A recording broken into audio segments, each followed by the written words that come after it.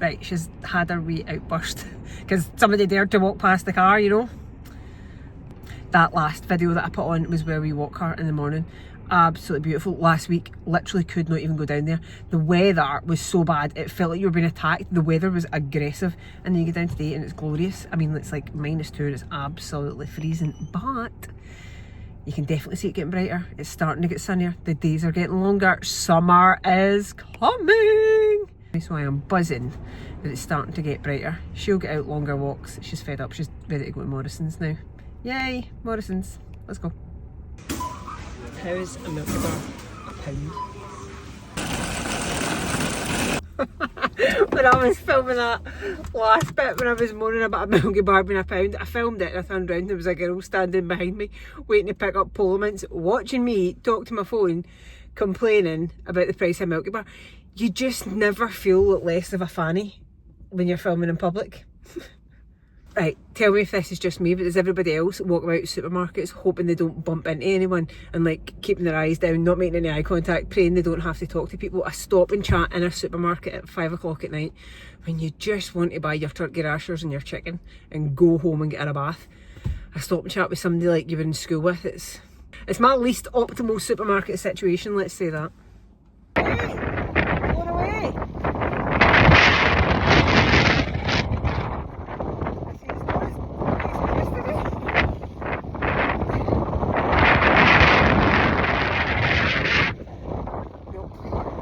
You might be wondering why I've got a cactus on my desk. This actually comes from one of my very favourite motivational quotes, and it is, you might be given a cactus, but you don't need to sit on it. And what that basically means is, yeah, you might be dealt a hand that's rubbish, you might be in a situation that's crap, you might have failed at something, there might be an obstacle, but you don't have to dig in and make it worse by wallowing in it, by making further mistakes, by creating more obstacles. You can be given the cactus, the rubbish, jaggy situation, but once you're given the cactus, figure out how to fix it rather than making the situation worse and sitting on the cactus. It's a bit of a weird saying, I know. My friend Marisa bought me this because she thinks it is a really strange saying. So she actually bought me a cactus. She's not real. Moving on from the cactus, one of the things I talk to people quite a lot about is goal setting, obviously. And one of the things that people get wrong with it constantly is they set their goals on the wrong things. They set their goals on numerical metrics and what they think will achieve the goal rather than the goal itself. Lots of people are like, oh, I want to earn 50k because 50k, if I earn 50k a year, I will have more freedom, I'll have more flexibility, and I will be able to take my family on more holidays. But if you are earning more money, have you created yourself more responsibility? Are there more things in your calendar? Are you required to do more? Are you able to take less time off of work? So you thinking at the very start of setting the goal, yeah, 50k will get me to that goal, but will it? Does the 50k matter to you? So it's just a number.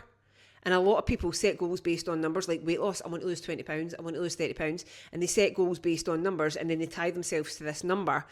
But the number itself doesn't matter to them. So see, on the days things get really hard and they're like, oh, well, it's another 5k on my revenue, or it's another £2 off. This feels like it's going really slow. If you're tied to this metric that actually doesn't mean anything to you, that doesn't feel like it's getting you closer to the actual thing you want, not this arbitrary goal that you set in your head, getting you closer to the thing you actually want, what's to keep you working towards this goal on the tough days, on the days that it's really hard, on the days that you just want to give up? And I think a lot of people don't think about what is the actual outcome you want. So I see this with people a lot of times. They'll set goals like, I want to run 5k, I want to lose 20 pounds, I want to earn 50k, I want a 10k month, right? But why? What do you want it for? If you get this numerical goal that you're setting for yourself, what will be different in your life? Will this actually achieve your goal? So when I look at weight loss, I've got a weight loss goal, But my weight loss goal is part of a bigger goal. It's not the goal itself. So it's not just, I want the scale to drop by this many pounds. The goal is, I want to move better. I want to be stronger. I want to be able to do a pull-up. I want to be able to do a handstand. I want to be able to run 3K. All of these things, I want my body to perform better.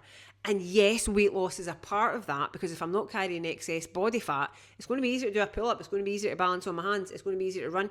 My body will move better without the excess body fat that I am holding, and I will be more functional, but it's only a part of that goal. If I focus this purely on weight loss, I'm going to get to 20, 30 pounds lighter and be absolutely no closer to the goal that matters to me. So if you're setting a goal, dig a wee bit deeper. What is it you actually want from it? So when you go to set the goal, ask yourself why. Why will doing this thing, getting to this number, getting to this particular goal that I'm setting, this thing that I'm measuring it on, why will this get me to the outcome that I want? And actually, what is the outcome you want? You need to be clear on the outcome that you want to start with, and then you need to be clear on what it actually takes to get you there. And be very careful of looking about social media and seeing what other people are doing and be like, well, it worked for them, so it'll work for me. Think about it. What actually is it you want? What do you want to achieve? And how do you get there? So if you're feeling a bit disconnected from your goal, and you're like, yeah, I've had this goal for a while and I'm not really buzzing for it anymore, and do you know what? I just keep patching the things I need to do. Like if it's a weight loss goal, are you just patching, counting your calories? If it is a revenue goal, are you like, yeah, I should do a podcast, I should do more social media posts, I should reach out to some people, but I've just not got the buzz for it? Is that because you're working towards a goal that's not actually important to you? Is it because you're working towards a goal that is not going to improve your life, that it is not going to improve your day-to-day situation? Go back and assess your goals. What is it you actually want, and are you working towards something that actually matters? So think about it in your business, in your life, in your health and fitness journey, in all of it. Are you still excited about the goal, and are you excited about the actions it takes to get to the goal? Does the goal matter to you?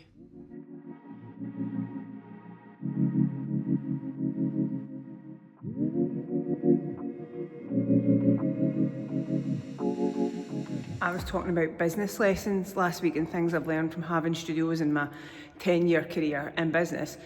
And one of the things I recognise about myself is sometimes, and we'll probably all do this, but sometimes I've done things based on ego.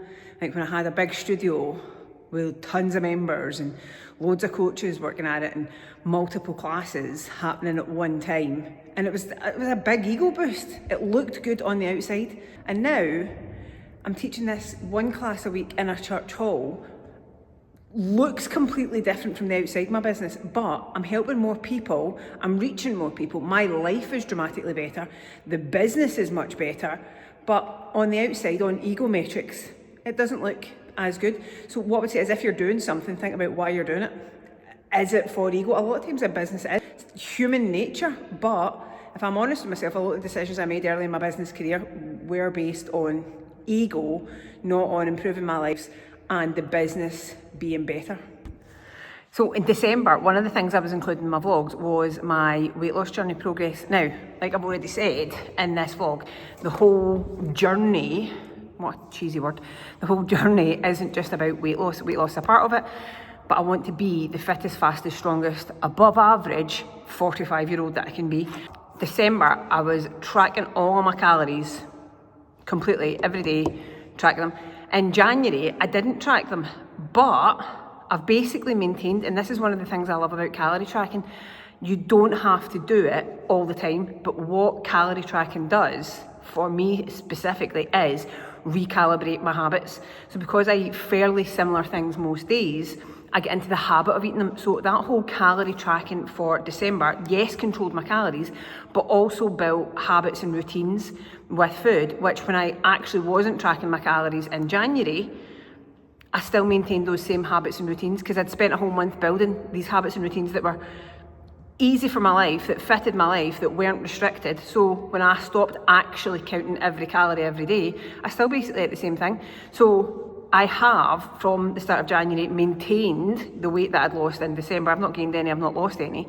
And it's just because I'm not being so exact with it, with counting my calories, that I'm just hovering about that maintenance, which is totally fine. And I've totally enjoyed eating that way, but I want to push my weight loss on a wee bit more now. I'm going to go back to tracking my calories for February. Right, here's my class coming in. It's Liz! Pilates class finished. I will literally never be sick of being a Pilates teacher. It is literally just the best thing in the world.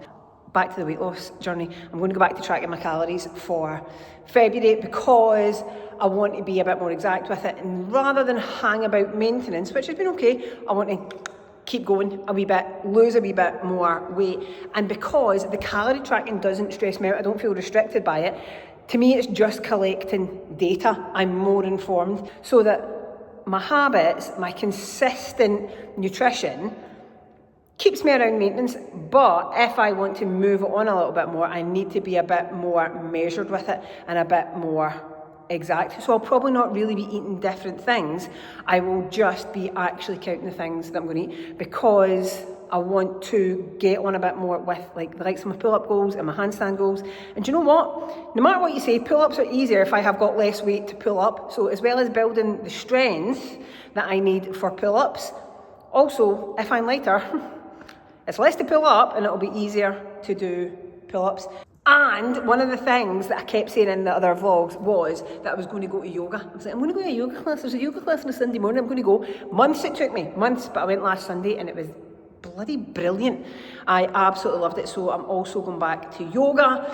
And I think my 3 strength sessions a week, I am nailing them. I've got a bit of Pilates in my week. I'm now a yogi. I actually go to yoga because I've been once. But got yoga in it, and I think I'm going to add in some sort of functional kettlebell type cardio based workout on a Monday morning. So yeah, I'm away with my post Pilates buzz. Oh no, disaster! My very fancy Pilates bags are ripped. Oh, deviled. We need to spend the whole £4 and get a new one.